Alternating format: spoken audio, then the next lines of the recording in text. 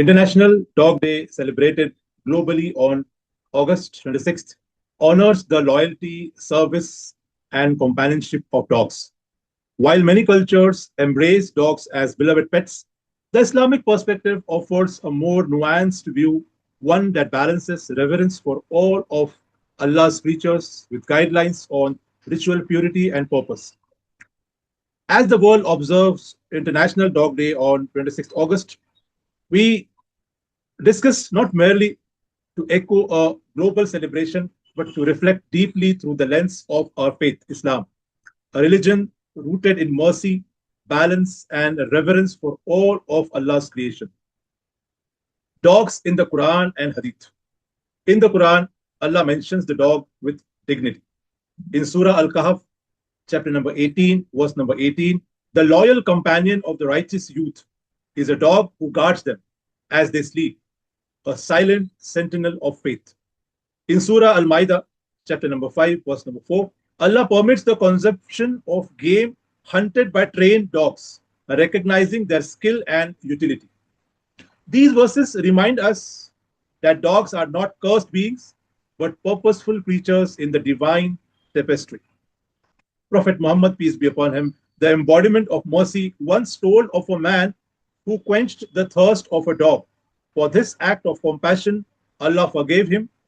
There is a hadith mentioned in Sahih al-Bukhari, hadith number 2363, and Sahih Muslim, hadith number 2244. Allah's Prophet said, a man saw a dog eating mud from the intensity of thirst. So the man took his shoe, filled it with water, and gave the dog a drink. So Allah appreciated his deed and forgave him. These stories are not just moral tales, they are divine reminders that every living soul matters. Islamic law emphasizes cleanliness. Most scholars agree that dog saliva is considered najis, impure, requiring specific cleansing if it contacts a person or object. As we know, a dog's lick can be dangerous because dog saliva can transmit bacteria like capnocytophaga and other pathogens through open wounds or mucous membranes, leading to a rare but potentially fatal infection such as sepsis, gangrene, and even amputations, especially in people with weakened immune systems. Dogs themselves are not inherently impure, and their presence is not forbidden in all contexts. Hadith, Sahih Muslim, number 1575, Allah's Prophet said, whoever keeps a dog, except a dog for herding livestock, or a dog for hunting, or a dog for guarding the fields, his reward will decrease by 2 qirats every day. This hadith shows that while owning dogs is not inherently sinful, keeping them without a valid reason may result in reduced rewards due to potential negligence of religious duties or impurity concerns. However, it also clearly defines that ownership is permissible for valid purposes. Islamic jurisprudence teaches us about ritual purity. Dog saliva is considered impure, and we are guided to cleanse accordingly. But this is not a condemnation of the animal, it is a call to uphold spiritual cleanliness while still honoring the creature's role. The cleaning method of a vessel licked by a dog. In Islamic teachings, if a dog licks a utensil, it must be washed in a specific way to maintain the ritual purity. This ruling is based on an authentic hadith narrated by Abu Huraira, Raziyallahu anhu, Sahih Muslim, book number 2, hadith number 279. Allah's Prophet said, the purification of the utensil belonging to any one of you after it is licked by a dog is to wash it 7 times. The first time with soil. Islamic method of washing a dog-licked utensil. Wash the utensil 7 times. Use soil or a substitute like a soap or a detergent in the first wash. This applies specifically to containers used for food or drink. Majority of scholars consider dog saliva to be najis, impure. The hadith is taken literally and applies to any vessel that a dog licks. Some scholars extend this ruling to any item touched by dog saliva, including clothes or hands. The permissible roles for dogs.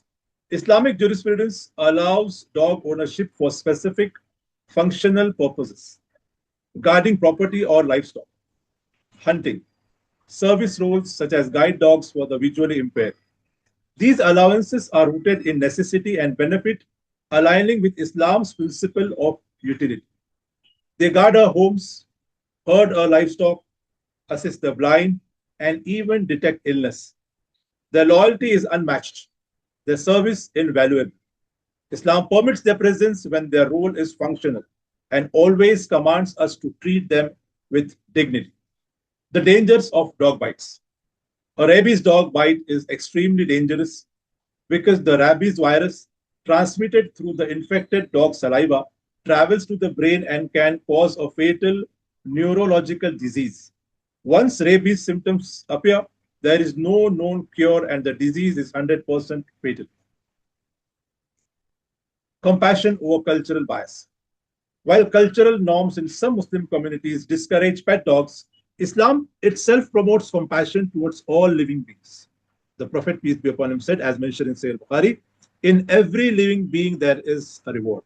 This includes dogs. On International Dog Day, Muslims can reflect on the balance between respecting religious guidelines and honoring the mercy and dignity of animals. So, can Muslims keep dogs as pets? The answer depends on purpose and adherence to Islamic guidelines. Islam does not prohibit keeping dogs, but it emphasizes purposeful ownership and cleanliness. The relationship between a Muslim and dogs should reflect balance, compassion, and responsibility. By following the teachings of Prophet Muhammad, peace be upon him, and applying them wisely in modern contexts, Muslims can uphold their faith and ethical treatment of animals. So, on the International Dog Day, let us not fail into cultural bias or inherent discomfort. Let us rise to the prophetic standard of mercy. Let us teach our children that kindness to animals is not optional, it is a path to Jannah. Thank you, and may peace and blessings of Allah be upon you all.